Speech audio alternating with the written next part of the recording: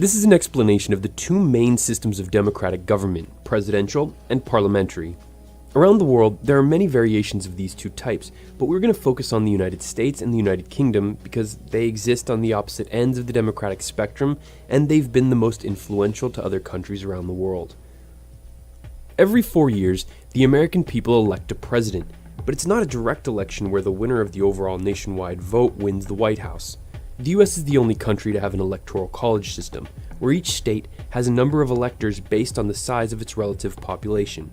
Every state, except Maine and Nebraska, awards all of their electors to the candidate that receives the most votes in that state, with an overall 270 electoral votes needed to win. This more complicated system exists to give the states a little more control over the process. The Constitution limits the president to just 2 4-year terms in office. In the UK, the people directly elect a representative from their geographic constituency, of which there are a total of 650 throughout England, Wales, Scotland, and Northern Ireland. These representatives make up the House of Commons in Parliament. The leader of whichever party wins the most seats in this general election, which occurs every 5 years, becomes the Prime Minister, who has no term limits. The Prime Minister then forms a government. The members of Parliament from parties not in power are called the opposition. Once inaugurated, the President appoints 15 cabinet officers to run the various departments of the executive branch of government. Nominees have to be confirmed by the Senate. However, the Prime Minister's appointments for the 21 different cabinet positions need no confirmation, although they must be currently serving in either the House of Commons or the House of Lords. In the American presidential system, the power to create laws is split between the President and the lower, the House, and upper, the Senate, chambers of Congress. In America, both houses of Congress must pass a version of a bill. But for a passed bill to become a law, the president must sign it. If the president refuses, this is called a veto, the Congress can try and override the veto with a 2/3 majority vote in each chamber. The Congress is the second branch of the federal government. The third is the Supreme Court, a 9-member body whose members are nominated by the president and confirmed by the Senate and serve life terms. The Supreme Court is the court of last appeal and decides if state and federal laws are legal under the Constitution. The legislative body is a bit more complicated in the UK's parliament, although it also has an upper and lower chamber.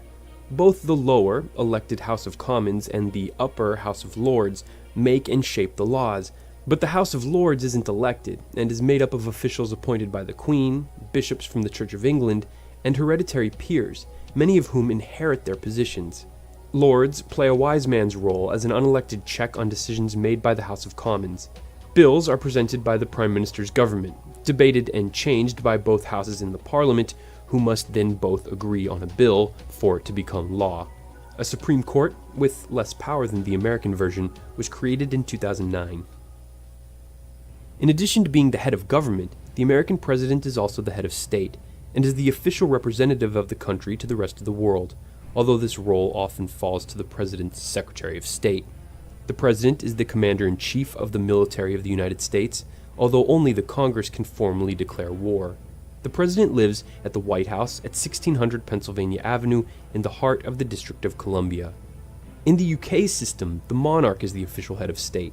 Legally, the monarch still has many powers, like giving final approval on all laws, but in the reality of modern times, the Prime Minister and the Cabinet run the country. The Prime Minister is also the Commander-in-Chief, in all but name. The monarch still meets weekly with the Prime Minister and has the constitutional right to, quote, warn, encourage, and be consulted.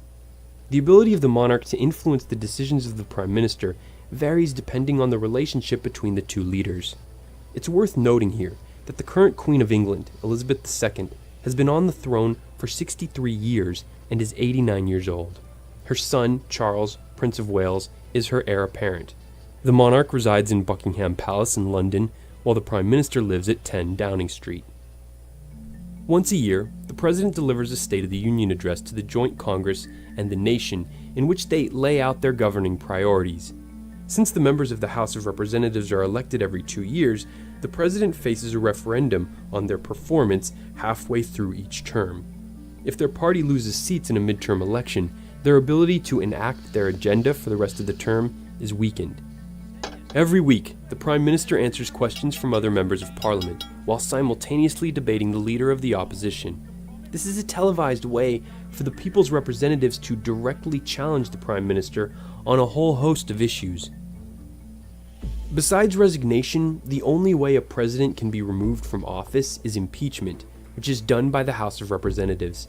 This is like a prosecutor bringing official charges against a defendant. If a vote to confirm the charges passes the House, the president is impeached. The Senate will then try the impeachment, but in order to convict, a 2/3 vote must be achieved by the senators. If this happens, which it never has in American history, the president is removed from office. In the UK, if the House of Commons passes a no confidence vote in the Prime Minister, or if the Prime Minister's party loses a vote on a budget, they are seen as politically weakened and will call a general election.